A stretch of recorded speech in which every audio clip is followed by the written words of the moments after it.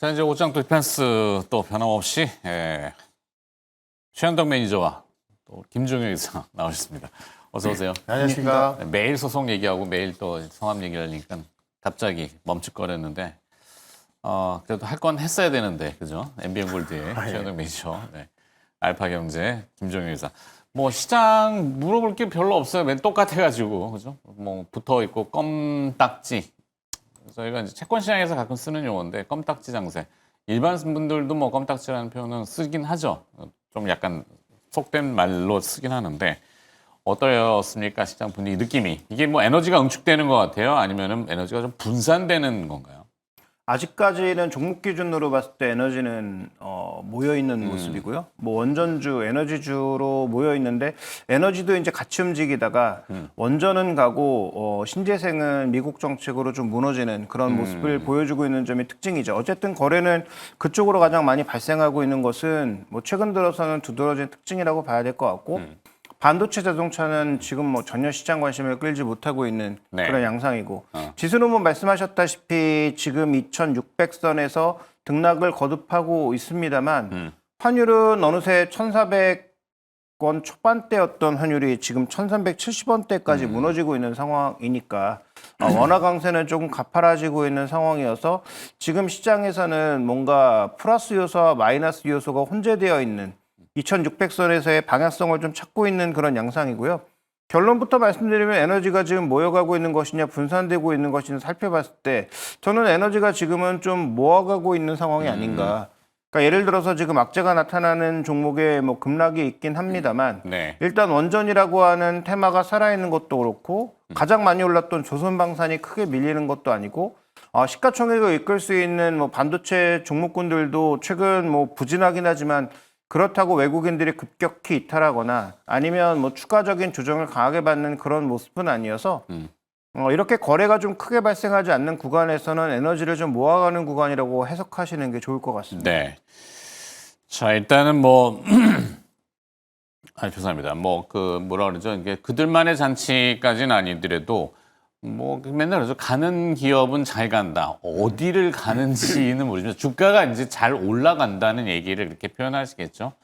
주가 잘 오르는 기업은 계속 마이웨이를 외치면서 특히 이제 뭐 원전 이슈는 워낙 강한 테마나 테마를 넘어서 이제 모멘텀으로 가서 두산 에너빌리티 뭐 우리 최현덕 매니저 워낙 에브리데이 매일 얘기하시는 두산 에너빌리티는 매일 오르네요. 매일. 그러니까 지금 뭐 원전만 봐도 괜찮을 정도로 뭐 두산 에너빌리티도 올라가고 있고 이제 같은 건설주 현대건설. 그러니까 어떻게 보면 두산 에너빌리티하고 현대건설하고 원전 쪽에 있어서 모멘텀은 좀 비슷한 것 같은데 이제 현대건설 같은 경우는 아무래도 어떤 이 원전에 들어가는 주기보다는 이제 건설 쪽에 있다 보니까는 좀 늦은 감은 있습니다만은 지금 뭐 두산 에너빌리티하고 같이 올라서고 있고 제가 이제 엊그저께 말씀드렸던 우리 기술 같은 경우도 실제로 이제 이 어떤 그 원전 핵심 기술이 또 제어 계측 기술인데 이쪽에 부각되면서 오늘 또 급등하고 있고 해서 원전에 대한 모멘텀은 아직 끝나지 않았다 보고 있고 왜냐하면 오늘 밤에 또 지금 트럼프 대통령이 미국의 원전을 4배 확대하는 행정명령에 서명을 이제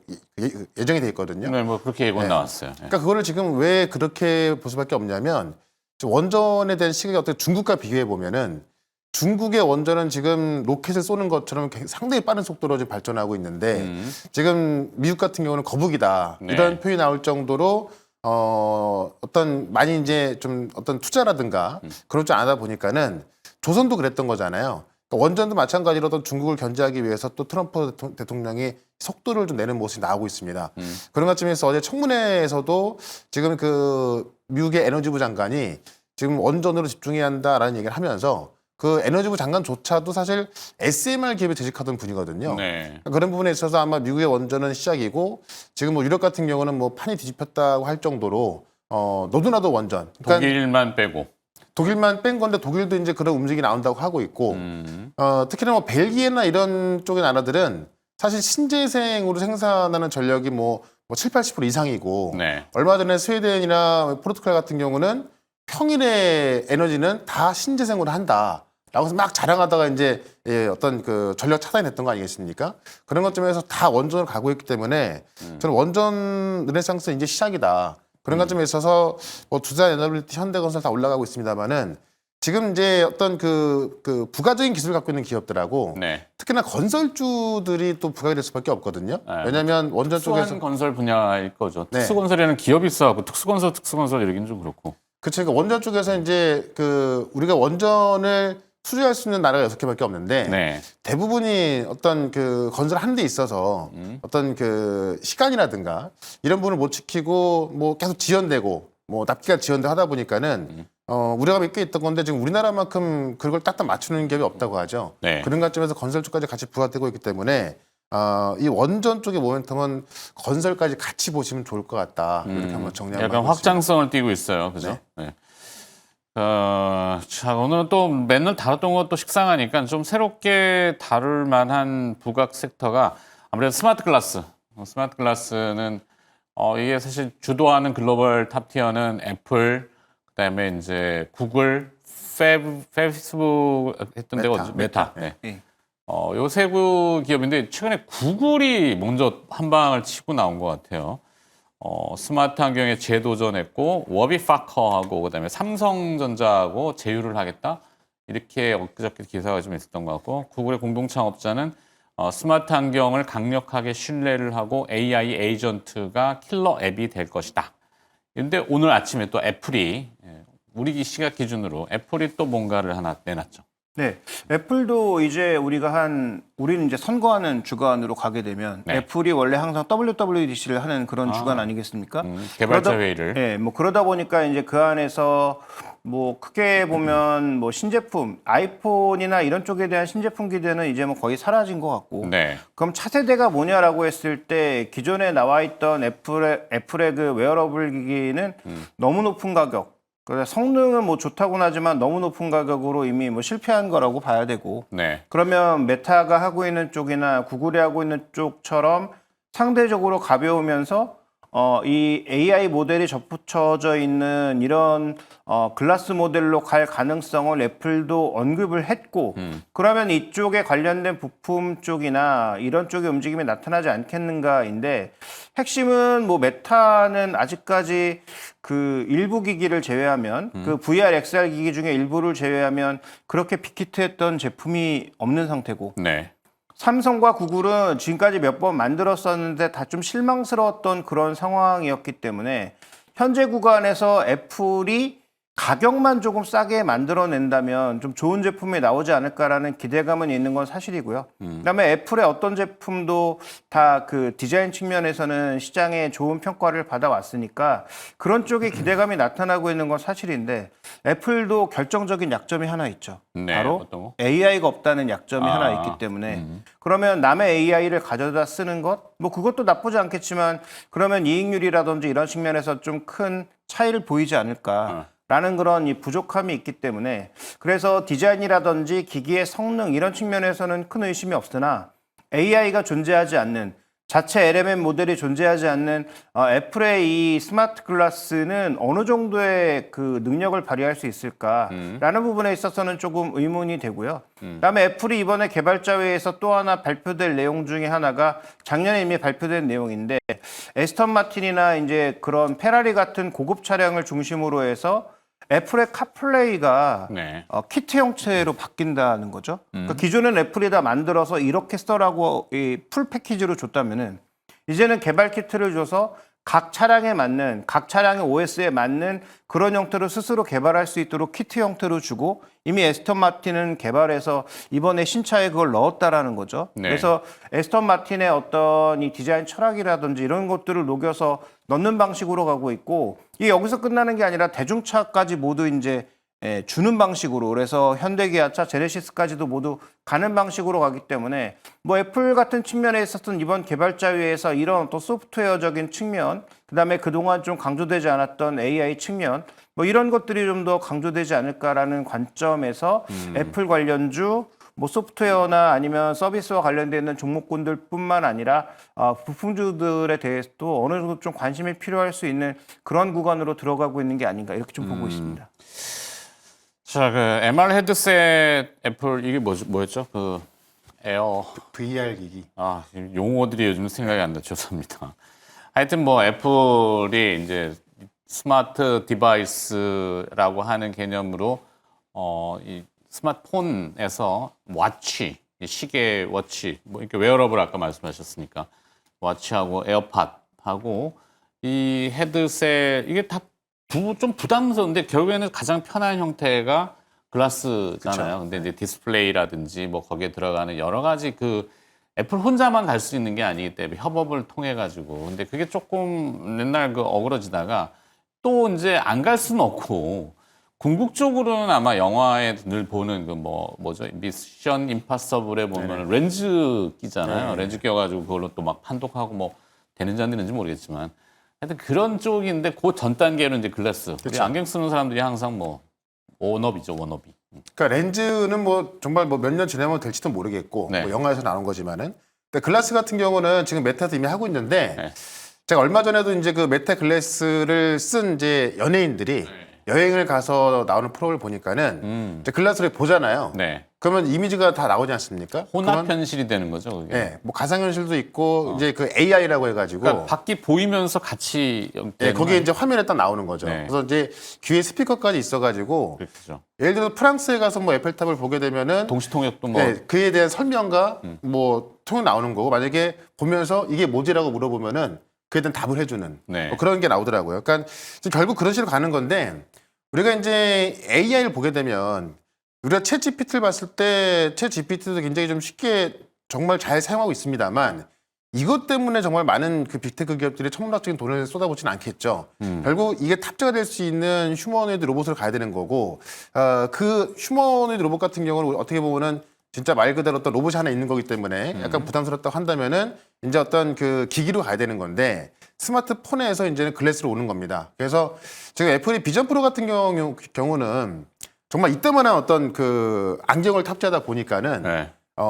성공할 수 없었죠. 비싸게도 비쌌고 또 그것도 지금 안경 아직까지 업체들하고 또 이 뭐 디자인 신미성이라고 해야 되나요? 네. 사실 이 MR 헤드셋이 뭐 여러 가지지만 조금 호불호가 있을 수 있잖아요. 약간 바보 같아 보이기도 하고 머리 헤어스타일도 막 눌리고 하니까. 그러니까 그걸 쓰고 돌아다닐 수가 없으니까. 그렇죠. 그래서 이제 이 실용적인 안경 업체들 뭐 선글라스 뭐 레이벤 같은데 아니면은 뭐 오클리 이런 뭐 스포츠 글라스 업체들하고 협업을 많이 하는 것 같더라고요. 그러니까 메타가 지금 레이벤하고 협업해서 하고 있거든요. 그러니까. 그러다 보니까는 디자인도 괜찮고 뭐 편의성이 있다 보니까 이제 치고 나가고 있는 건데 이제 애플도 이제 내년부터 그 생산하겠다라고 한 건데 네. 저는 이 부분에 있어서 물론 그런 시대가 분명히 오고 너무나 좀 반겨야겠습니다만 애플이 뛰어드는 것조차도 그만큼 시장이 크다는 이야기고요. 네. 상당히 좋은데 이게 내년 말부터 생산하는 거거든요. 그러니까 사실 내년 말부터 생산 계획을 세워놓은 거라서 그 중간에 계획이 바뀔 수도 있고 좀 또 딜레이가 될 수도 있고 여러 가지 문제가 발생할 수 있는 겁니다. 그러니까 이게 원래는 나와야 되는 거지만 아직까지 어떤 기술적인 측면에 있어서 아직 좀 부족하기 때문에 네. 시간이 걸리는 부분이라서 주가로 본다면 오늘 우리가 이제 이 사핀 반도체가 이 글래스에 들어가는 그 DDI 구동 칩을 만들기 때문에 그렇죠. 뜨고 있긴 사핀 합니다만 반도체하고 라운텍 두 네. 개의 기업이 뭐 논란이 네. 있던데. 뜨긴 합니다만은 사실 이게 글래스 시장이 확 커져야 되는 건데 이게 보시면 우리가 지금 이제 5월 달인데 네네. 내년 말부터 생산 시작하는 거면은 우리가 어떤 주가적인 측면에서 보기에는 너무 빨리 보는 게 아닌가.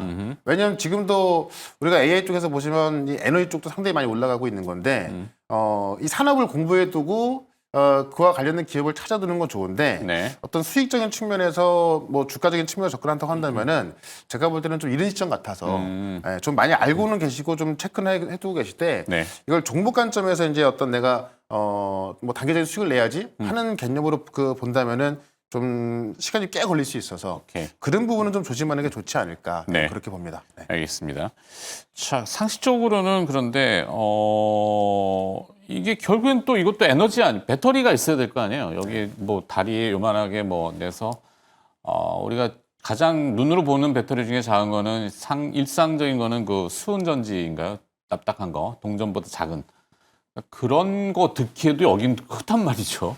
이 에너지 문제, 배터리 문제, 로봇도 마찬가지지만 뭐 2차 전지 요즘 뭐 전기차 때문에 완전 뭐 이렇게 나가고 아무것도 없지만 그런 거에 어떤 뭐래도 좀 없겠죠 사실은 지금 당장. 그 디스플레이와 관련돼서 지금 가장 많은 이제 에너지가 드는 것은 AP를 돌리는 것, 그러니까 프로세서를 돌리는 돌리는 것과 디스플레이를 구현하는 것 이 두 가지에 이제 가장 많은 에너지를 쓰게 되는데 아마도 그 기본적으로 이제 애플이나 구글이 좀 더 메타보다 조금 영향력을 발휘할 수 있다라고 보는 것은 기존에 안드로이드 폰이 있고 네. 그러면 그 폰과 그 안경 사이의 통신을 통해서 웬만한 것들은 폰에서 처리를 하고 서버를 여기서는 들고 다니는구나. 그렇죠. 표현해주는 방식으로만 하면 어떻게 보면 그 뭐 배터리가 당연히 들어가긴 하겠지만 그 배터리의 사용량을 최대한 좀 줄이는 방향으로 할 가능성이 있어 보이고요. 편법이긴 하지만 약간 피해갈 수 있는 그런 방법도 있겠고. 그렇죠. 그 다음에 지금 그 스마트 글래스 뭐 좀 약간 메타보다 그 업력이 낮은 그런 회사에서 나온 것들을 보면 이 안경테 앞부분이 굉장히 두껍습니다. 네네네. 그 안에 이제 그 배터리를 넣는 방식으로 촉수형으로 하고 이렇게 있거든요. 넣어. 네, 근데 그 작은 배터리로도 몇 시간 정도는 유지하는 모습을 보여서 그다음에 이제 이게 배터리 용량이 작기 때문에 실제로 충전을 했을 때도 굉장히 빠른 속도로 충전이 되기 때문에 네. 뭐 저처럼 좀 눈이 나빠서 계속 안경을 상시 착용해야 되는 사람을 제외한다면은 아마 그런 안경을 써서 이제는 뭐 손을 굳이 움직이고 뭘 하지 않아도 네. 말로 AI와 통화하면서 전체적으로 AI 에이전트의 능력을 발휘할 수 있는 그런 구간이라면 에너지와 관련된 부분은 큰 부담 없이 쓸 수도 있지 않을까. 다만 이제 이게 너무 두꺼워지고 좀 안경이 무겁게 된다면 네. 최근 안경도 가벼워지는 추세인데 그렇죠, 그렇죠. 그것도 뭐 물론 뭐 어느 정도 저걸 감내해야 받을 수 되는. 있기 때문에 네. 아마 그건 이제 무선 충전까지 될 수 있는 그런 시스템까지 좀 만들어져야 가능하지 않을까 보고 있습니다. 참 미래가 어떻게 그려질지 일단은 기술은 계속 공존하고 뭔가 제품이 나오려고 하고 있고 특히 이제 외신 쪽 보도들을 우린 민감하게 볼 수밖에 없는데 애플, 메타, 구글 요 세 기업의 동향이 계속 하나씩 뜨기 때문에 네. 저는 관련 기업들은 뭐 지극히 좀 제한적이다라고 하겠지만 뭐 사피엔 반도체, 라운텍 뭐 이런 게 둘밖에 없나? 아니 뭐 이제 디스플레이 업체? 글래스로 본다면은 디스플레이 쪽도 상당히 많은데 뭐 LG 노텍 이런 거. LG 노텍도 있고 선익스텐도 있고 뭐 상당히 많이 있는데 근데 어쨌든 그 종목들이 매출이 나오려면은 네. 정말 이 시장이 딱 커져야 되는 건데요. 애플이 들어오면 상당히 커질 건데 애플이 들어온 시점이 내년 말 이후니까 네. 지금부터 볼 필요가 있을까라는 거죠. 그러니까 결국은 오케이. 저도 이 글라스를 보게 되면은 뭐 너무나 기대가 되고 네. 지금 오픈 AI도 지금 이 기기를 준비하고 있거든요. 근데 오픈 AI 같은 경우는 어떤 그 이런 액정 화면 없이 네. 정말 그 상상과 다를 것이다라고 하면서 힌트를 주고 있긴 합니다만은 약간 3D로 뭐 이렇게 그 뭐죠 이렇게 영상 위로 뛰는 홀로그램. 아, 미안해 요즘 단어 생각이 안 나. 큰일 났네. 그러니까 진행하는 사람이 네. 이렇게 하면 안 되는데 그죠? 어쨌든 자. 여러 가지 형태로 준비하고 있다 그래서 결국 AI 싸움이 스마트 기기의 싸움이 될 수 있기 때문에 그 시장이 되게 커질 거는 맞는데 아직까지 이제 어떤 주가로 보기에는 네. 좀 기다릴 수 있는 부분이 많아서 오케이. 일단은 에너지로 집중해서 좋겠다 뭐 이겁니다. 직접적인 연관성을 찾기가 오케이. 근데 이걸 만약에 이제 왜 스마트폰이랑 연결한다고 생각한다면 이 글라스의 기기에 아주 많은 부품, 아주 최고 사양의 그런 제품들을 많이 넣을 필요는 없거든요. 그러면 여기서 AI 에이전트가 왜 중요하냐면 네. 우리가 기존에 이제 그 이 스마트워치 얘기하면서 했던 게 야 이제 그러면 굳이 스마트폰 안 꺼내도 되겠네가 핵심이었거든요. 네. 근데 실제로 이 스마트워치는 써보니까 여러 가지 편리한 점은 있긴 하나 스마트폰을 안 꺼낼 수가 없는 제한성이 분위기였다는 또 거죠. 있는 거죠. 네, 근데 이 스마트 글래스가 이제 아까 뭐 최현덕 매니저가 설명해 주셨던 그런 것들이 좀 더 다양한 어떤 서비스로 런칭할 수 있다면 정말로 말로만 할 수 있는 상황이어서 웬만한 건 휴대폰을 꺼내지 않고도 저기에 관련된 검색이라든지 길을 찾는 방향이라든지 이런 것들이 그냥 될 수 있단 말이죠. 그렇죠. 그러면 사람들이 점점 귀찮아하는데 이 두 손을 자유롭게 해줄 수 있다는 것만으로도 이건 커질 수 있으니까 저는 그 챗GPT 쪽에서도 오픈 AI 쪽에서도 적극적으로 런칭하고 있다라고 보고 있거든요. 그러니까 그런 차원에서 봤을 때 관련된 부품주들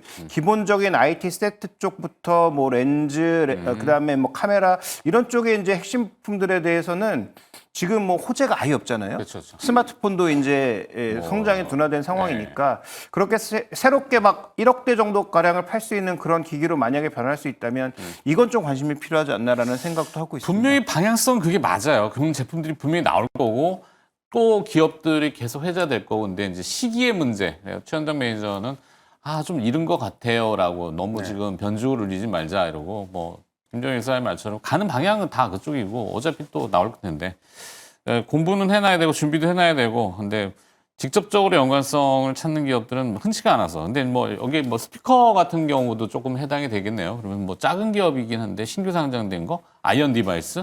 요즘 또 얘기들이 있고 주가 시세도 조금 그러니까 이제 섞이긴 하는데. 주가라고 보면 되게 싸긴 할 텐데 이게 본격적으로 양산이 돼야 거기에 누가 숫자가 들어가고 나오고 실적이 예, 나오니까. 어떤 부품이 들어가고 나올 텐데 그걸 확인하려면 최소한 뭐 내년 중반에 지나야 되니까 그렇죠. 예, 뭐 되게 지루할 것 같은 그런 느낌이 듭니다. 예. 알겠습니다. 그래서 최현동 매니저 오늘 뭐 어떤 기업 준비하셨어요? 저는 오늘 에너지 준비했는데 에너지? 예. 네. 그러니까 원전 르네상스가 시작되는 만큼 네. 지금 뭐 현대건설이나 두산 에너빌리티 보면은 정말 많이 올라가고 있지 않습니까? 그래서 테마주까지 올라서 서는 모습이 나와주고 있는데 실제 두산 에너빌리티도 이제 우리 그 미국의 뉴스캘퍼 지분까지 갖고 있으면서 뜬 것도 있는데 네.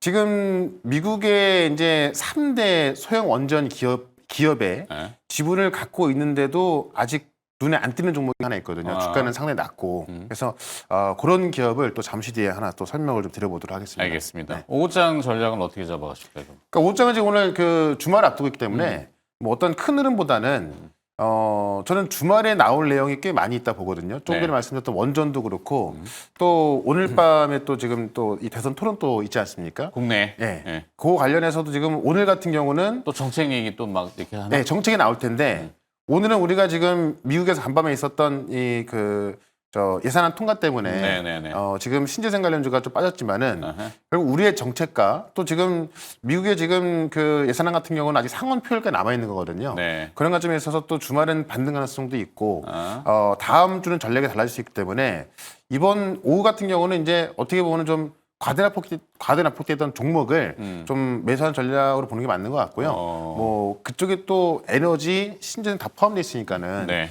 지금 뭐 빠진다 그래서 절대 끝난 게 아닙니다. 그런 것들을 오히려 제가 볼 때는 좀 매수할 수 있는 기회를 보자라고 말씀드리면서 이 에너지 쪽에 좀 집중해야 될 것 같고요. 오늘 또 그런 종목 하나 좀 말씀을 들어보겠습니다. 잘 알겠습니다.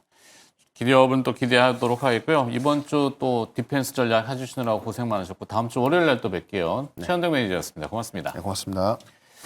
자, 김종인 이사님, 최현동 매니저는 야수의 심장으로 주말도 우리는 주식을 뗀뗀하게 가지고 뭐 물러설 곳이 없다 이렇게 하고 가셨는데 뭐 마찬가지죠. 전략은 사실 변한 게 없잖아요. 지금. 네, 뭐 앞전에 말씀드렸던 것처럼 지금 뭐 시장이 뭐 붕괴될 만한 그런 이슈는 좀 미국채 금리 하나 정도 보고 있는데 근데 당장 뭐 무디 뭐 등급대도 인하했고 거기에 따른 국채 시장 반 물론 20년물이라는 독특한 거지만 해프닝 같이 그 변동성을 봤는데 뭐 또 나올 게 있을까? 그러니까 지금 아직까지 그렇게 막 시장을 정말로 자극할 만한 그런 대형 악재는 아직은 아니라고 보고 있기 때문에 네. 그렇게 본다면 뭐 저 역시 시장에 대해서는 그렇게 나쁘게 보지 않고요.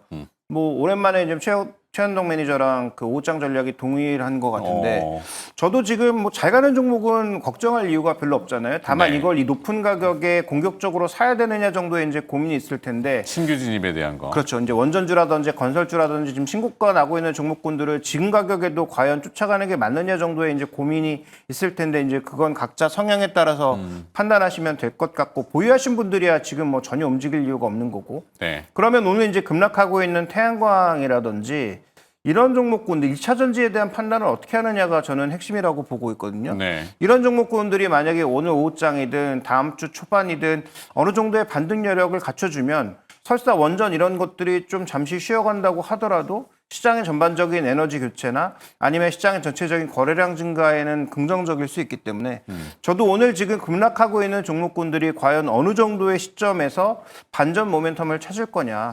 나올 만한 악재는 다 나온 상황인데 이렇게까지 민감하게 반응하는 이유는 무엇이냐. 네. 여기에 이제 조금 전략의 포커스를 맞춰봐야 될 것 같습니다. 예를 들자면 대표적으로 하나솔루션 같은 경우도 네. 미국의 IRA법 때문에 데미지 받고 뭐 심리적으로 타격인데 오늘 그 하나큐셀인가 또 뭐 페로브스카이트에 대한 걸 발표를 했는데 근데 이제 그게 생각해 보면 미국에서 이미 AMPC는 계속 유지가 되는 거잖아요. 어쨌든 네. 기간은 짧아졌지만 2028년까지 유지가 되는데 거기서 핵심은 뭐냐면 미국에서 지금 당장 짓고 있는 생산해내고 있는 기업들에게만 혜택을 주겠다는 거잖아요. 네. 신규로 들어오는 업체들의 혜택은 제한적이다. 근데 이미 생산해내고 있는 하나 솔루션까지 도매급으로 같이 빠지고 있다는 건 일단 제가 보기엔 조금 과하지 않나 생각이 되고요. 네. 그다음에 어저께 이제 미국의 인페이지 에너지 같은 경우는 막 20% 30% 무너진 건 맞는데 근데 이런 종목군들은 분야가 달라요. 인페이지 에너지는 유럽의 주택에다가 태양광 모듈 공급하는 업체 아닙니까? 네. 전혀 성격이 다른데 도매급으로 지금 같이 취급되고 있다면 좀 분리해낼 필요가 있지 않느냐 이렇게 좀 봐야 될 것 같습니다. 알겠습니다. 자, 5장 디펜스 전략까지 들었고요.